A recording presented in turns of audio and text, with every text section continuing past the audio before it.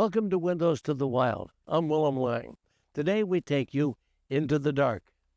We're going to take a hike with children and their parents in the dark, armed only with glow sticks. Then it's north to Maine, where you'll see what the night sky looks like at AMC's Dark Sky Park. First, one of our photographers, Joe Klementovich, takes us on a river run aboard a paddleboard with a group of friends. They explore the waterway and discover important things about their connection with rivers in New England.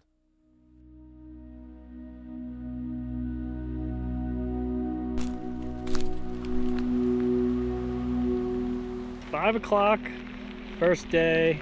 We're, 5 or 6 miles down. Sandy. Just started raining about an hour ago. Joe Klementovich is a photographer from Conway, New Hampshire. He loves to climb mountains and paddle rivers right in his own backyard. Here he's in Maine on the Sandy River with a group of paddleboarders. Before we begin the trip downstream, let's meet his travel companions. My name is Eli. I'm from Pennsylvania. Amy told me about this trip, my friend Amy. And we had these dates set aside for a trip, and she was like, "Do you want to do this paddleboard expedition and do an entire river from the source to the sea?" And I was like, "Yeah." I'm Clark Tate. I am running the river today because I've heard a lot about the Sandy and its unique characteristics, such as really cold water and really dynamic fish passage. So I wanted to come check it out. My name is Amy Bork. I live in South Portland, Maine, and I want to spend as much time outside as possible for as many days as possible. My name is Matt Palmarello. I'm from Rome, Maine, and I'm here to paddle the Sandy because I've been driving over it for years and I've always wanted to do it, and so I'm happy to have this group together to make it happen. And I'm Joe, and let's see, a bunch of us are doing this with Rivers for Change. Rivers for Change is a nonprofit with a mission: connect people to rivers through adventures, conservation, and education. Keep pulling, there you go, nice. We're out here today for the next few days, following the Sandy River down to the Kennebec, which the Sandy River has some of the best spawning habitat for Atlantic salmon, and we're hoping to maybe come across a few salmon on our way downstream.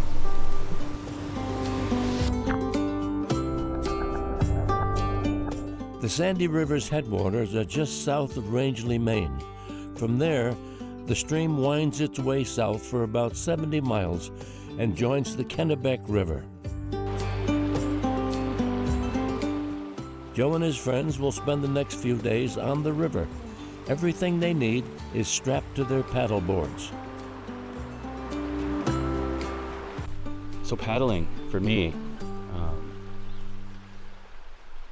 it's been a big part of my life for probably half my life now. And I think, like, you know how people say, like, think of your happy place?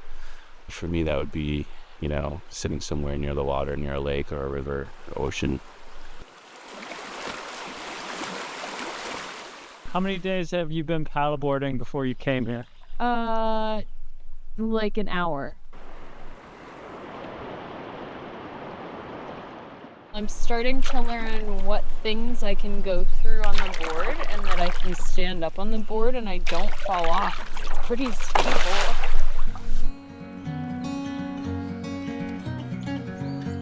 Stand-up paddleboards, both solid and inflatable, work well on lakes, oceans, or rivers.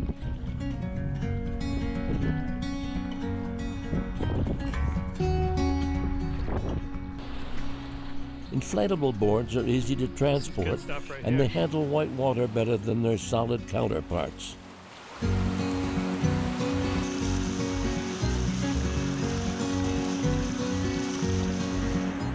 However, there are limitations.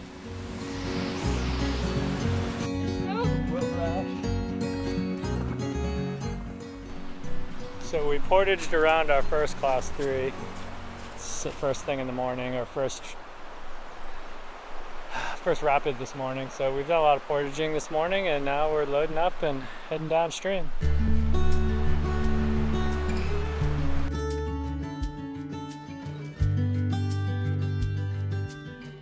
The Sandy River is free of dams. The last one was removed in 2007. However, 4 dams remain on the Kennebec River, which blocks the migration of Atlantic salmon to this cold water tributary.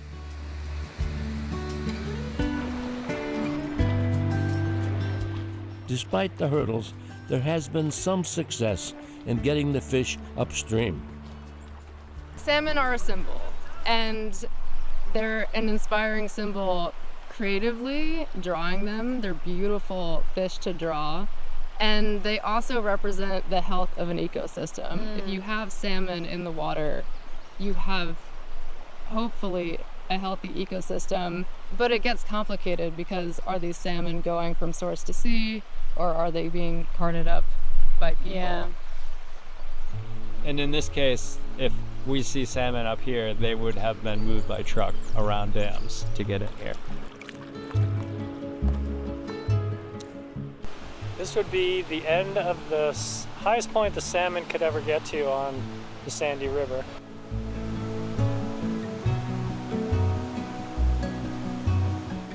I would love to see, them come back.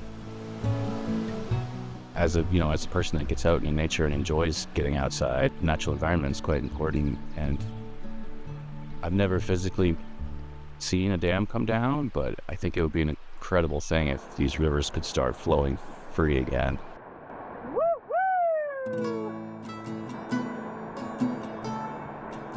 Oh, I think we made really good time on the river today.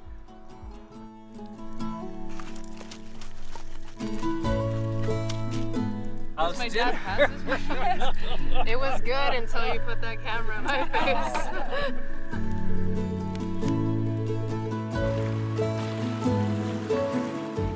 After 3 nights and 4 days on the river, Joe and his companions pack up their boards.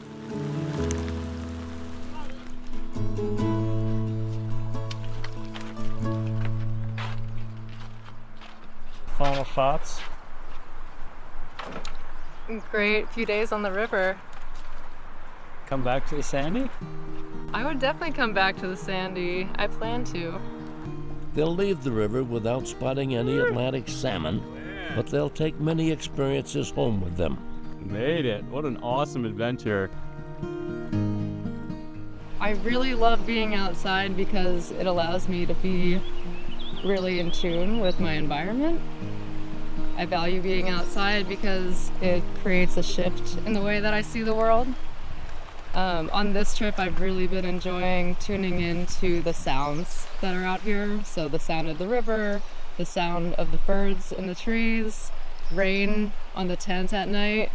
Sometimes keeps you up, but also I love it. Can help you go to sleep if you just shift your perspective. And these ways that I connect with the outdoors, I can bring those things back home with me. When I get to come out here and learn from the place that I'm in, I can take that back home with me. And even if it's just go outside for 10 minutes and lay down on the ground and close my eyes and explore the neighborhood through sound, that's a really lovely way to reset and connect with the place that I live in a new way. It's different every time.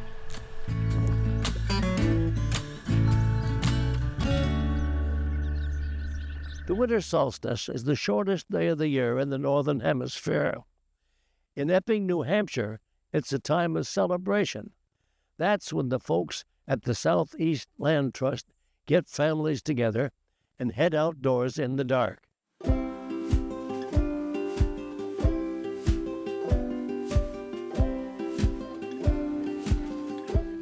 We're under the first snowfall of the season. Volunteers gather at the Southeast Land Trust property in Epping, New Hampshire. Hello, everybody. Thank you for coming. They prepare for an unusual event. Why are we here tonight? What's going on tonight? Families arrive for what's become a popular 2-hour hike. They'll cross fields, walk along ponds, and then disappear into the darkness. Winter solstice. Winter solstice, that's right. Hi, I'm Lizzie Francischini. I'm CELT's Education Program Manager, and we are here for our 5th annual Glow Stick Solstice Hike tonight. Lizzie is a school teacher. The passion she has for teaching goes beyond the classroom. She's also an educational guide for the Southeast Land Trust, known as CELT, S-E-L-T. Today is technically the day before the winter solstice, but close enough. We're celebrating the winter solstice today, which is the longest night. So we get to spend some time outside in the darkness, celebrating that darkness rather than hiding away from it. Darkness begins to sweep away any remaining daylight from the sky. Glow sticks and a few headlamps will be the only source of light guiding these young explorers along trails. So our hike today is a chance to experience something different, use some different senses, have that adventure feeling, and just like push a little bit beyond the comfort zone, which is so important for kids' development. Who's been to a glow stick hike here with us before? This is my 4th year doing the glow stick hike here at Burley Farm, and it's lots of fun. We like to come. My daughter's 8 years old, and it's a good way to kind of slow down at this busy time of year and connect with nature. CELT owns properties throughout Rockingham and Strafford counties. Total, we have conserved 28,000 acres in the state of New Hampshire, southeast New Hampshire. Land protection, stewardship, and encouraging everyone to get outdoors are key to the CELT mission. My name is Justine Morse, and I became involved with CELT probably a couple of years ago. Volunteers help make it happen. I have 2 little grandchildren that just turned 2 and 4 this past week, and they've been part of a little CELTies program with Miss Lizzie, and they absolutely love it. They still come and look forward to it every single season. And then I decided to join the volunteers probably a couple years ago. So today on our hike, we're gonna stop at different times along the way and do activities like we always do. If you wanna go ahead of me, that's fine. Make sure you can see me, I can see you, and when I blow my whistle, you stop and come back to where I am. Lizzie's children are along to help lead the troops. This is one of them. Hadley, do you wanna say hi to the camera? They just love being outside. They've been outside their whole childhood. They're pandemic babies, so outside was the way to be, to stay out and socialize with everyone. So they're very used to being outside. They love it. Are we ready to hike? Yes! Are we ready to hike? Yes! Okay, let's do it. With that enthusiastic confirmation, the hikers are off.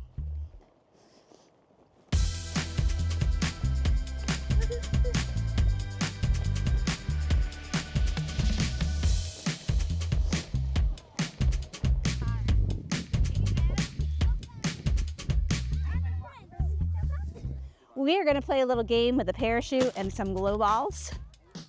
There'll be stops along the way. Okay, let's see those listening ears on. I'm going to explain the game we're about to play. It's called Glow Ball Pop It. It's Lizzie's chance to show the kids that learning can be active and fun. Yeah, there you go. We need some more field players. Yeah, along the way we're going to stop for several different activities that involve light and darkness, and it really helps keep the kids going on a hike to have different stopping points so we can recollect as a group and have some fun along the way, and then we'll end with a fire and toasting marshmallows. We have a good strategy here with nobody on that side. It just keeps falling right off. This property, which CELT now owns, was conserved in partnership with the Burley family of Epping. The family's roots run deep here, more than 200 years living and farming in the community. This was an ice pond back in the day when this was actually a Burley Farms, and they would use this to harvest their ice and then pull it back up and keep their produce cold. It's a little piece of history right here. If you do not have a flashlight, you have 10 seconds to start running up the hill. Go, 1, 2. Young hikers are released into the darkness. Glow sticks become beacons for anxious parents. The point is for everyone to feel comfortable in an environment that for some might feel uncomfortable. That is the main goal for me. I'm a science teacher by trade, so I could come out here and talk about the science of the Earth's tilt and why we have the solstice versus an equinox, but they get bored pretty quickly. So the idea is to get them out and having fun and comfortable. It's those repeated experiences, having fun with their friends outdoors, that's going to make them fall in love with the outdoors so that they become the conservationists we need when all of us are gone and we have all this set land to take care of. This is my third solstice hike. Yeah, we come out every year, and it is my favorite day of the year. I absolutely love it. I love that it brings people together, and I think that the most important thing is community. And the fact that we can come and do hard things together just makes it that much sweeter. The more we get the parents out, the more comfortable they are with it. So you've seen at the beginning when we raised hands about who's come back year after year, a lot of these people have been coming back year after year after year, and I see them out doing things on their own too. Our next stop is going to be into the woods. Who's ready to go into the forest? When you give kids more space, it makes them brave. It makes them brave, and when you let kids find that inner strength, then it creates something beautiful, and they know that they can be strong in all pieces of their life.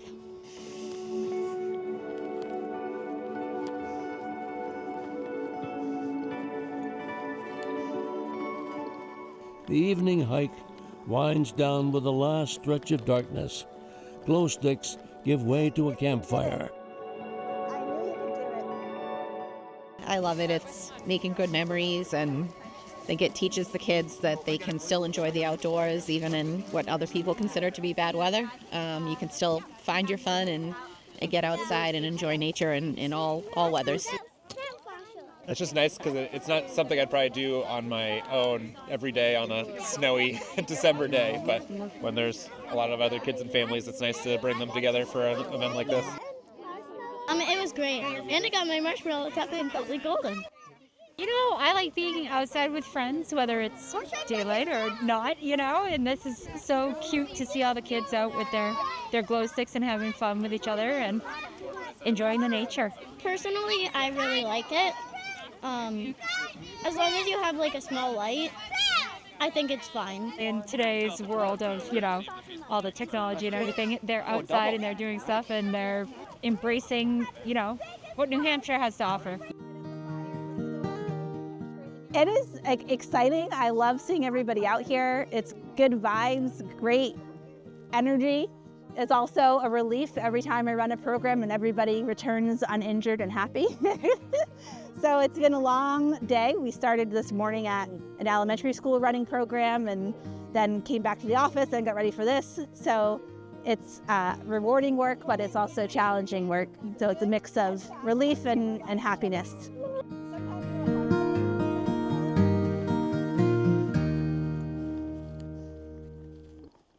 As development continues to sprawl across the land, light pollution has taken away the joy of the night sky for a lot of people. We take you to a place in Maine where AMC offers the only international dark sky park in New England. This is a small patch of Maine's 100-mile wilderness. There's a lot of wildlife here and very little light pollution. That's why these folks have traveled here. So we are in the Appalachian Mountain Club's 100-mile wilderness. They own 120,000 acres of land here, and there are 3 lodges on the property.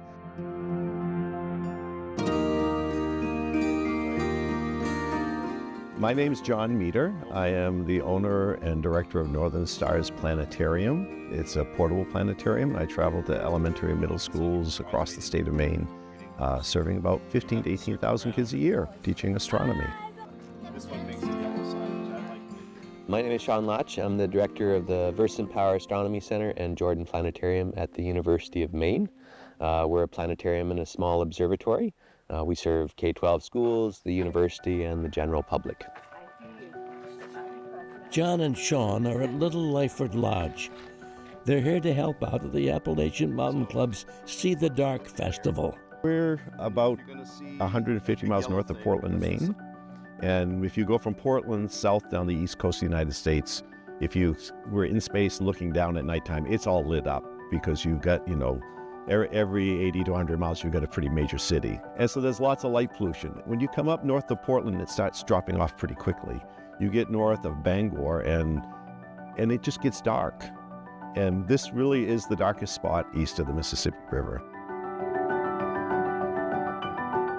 So when you go out, it's very hard to find these conditions on the East Coast, east of the Mississippi, due to development and urbanization. So here in northwestern Maine, that is a spot where you can still go out and see the dark skies and see the Milky Way and be able to experience what it would look like without some of the light pollution you might find in your more suburban or urban areas.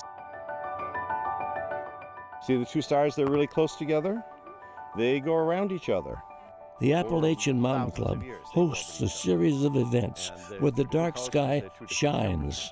The dark sky movement has been about preserving these dark areas that are left, and we knew we have quality dark skies above our property, and we want to take the extra step to, promote it for educational purposes, and then also, and for people to come visit it and come see it. And we also wanted to take the opportunity to protect it. It's another thing that we can celebrate and we can invite people here to see. And I think the really neat thing about, a dark sky is that, and so many of our conservation projects that we work on, it's like an effort. You're trying to get somewhere or restore a piece of land or get it back to the way it was maybe. And with the dark sky, it's just you shut off the lights and you have the thing that you're conserving. It's right there. So inviting people to come here to this place and enjoy such a simple thing, I think can be really restorative for people. So we're starting to get glimpses of the Milky Way. It's still kind of faint, but you can see a lightness through here. Looks like a thin cloud. That's the Milky Way. The dark skies are important for viewing the sky if you're an astronomy geek like myself or Sean, who wants to see the Milky Way. 80% of the people in the United States have never seen the Milky Way overhead because of light pollution. So there's that aspect. It's also good for our own personal health. This is a giant cloud of hydrogen gas, which is what stars are made of. I really enjoy sharing the night sky with people. I think that's one of my passions, and telling some of the different stories and the way different cultures looked at the sky. All people have used the sky for navigation, timekeeping, knowing when to plant and harvest their crops. So I think it's something that sort of is universal among all humans, and we all sort of look to it as a sort of, I think, as something larger than ourselves. And it's a very peaceful thing to look at the night sky. How many of you were here last night? Raise your hands. Oh, I can't see you. Never mind. John and Sean work as a tag team to help people who visit for the weekend learn about and enjoy the night sky. I love cultural astronomy and have some of that, but John is definitely, a really advanced storyteller and has all these really incredible stories and many different stories than I have. The brighter one on the left is kind of orange, and the slightly fainter one just to the right of it is blue. And together they're known as alberio. So we always have a good time, and we do sort of play off of each other. You want it to be fun and enjoyable, and not something that's just about the science or just about the dark. It's really about having fun, and hopefully it makes it a special experience that they'll remember and take home with them. You got it. Smaller than Earth and Venus, but bigger than Mercury. And it's red. You know why it's red? Well, we were looking for a place to go stargazing, and actually chose this weekend because I knew it would be a new moon.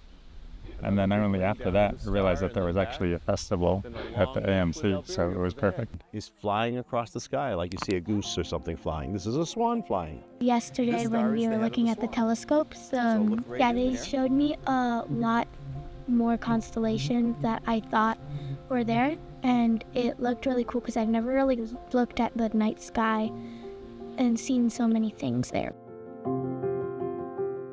Getting people to go out and see and be in awe and have that experience is so important and so kind of just human to be able to go out and see what nature should look like without kind of human interference. And that's part of what we really want to try and do too, is give that human perspective that this is fun, you know, and looking at the night sky, yes, it's you know, we're all part of the universe and it's a bigger part of us, but it's also a lot of fun. When you look up at Orion in the winter sky, there are a lot more stories about winter stars for some reason. Just to the right of Orion is a group of stars called the Seven Sisters. And in today's world where there's a lot of contention, I think the sky is a very calming and peaceful thing, and you're not necessarily thinking about some of those contentious issues. It's more about, you know, getting back to peace, sort of using your imagination a little bit and thinking about those things that are bigger than yourself in some cases. Can you see the two stars?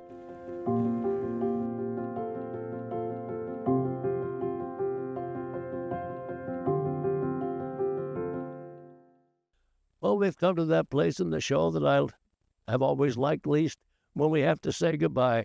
So I shall. Bye-bye. I'm Willem Lange, and I hope to see you again on Windows to the Wild. Support for the production of Windows to the Wild is provided by the Alice J. Reen Charitable Trust, the John D. McGonigal Foundation, the Bailey Charitable Foundation, Rhodes Scholar, and viewers like you. Thank you.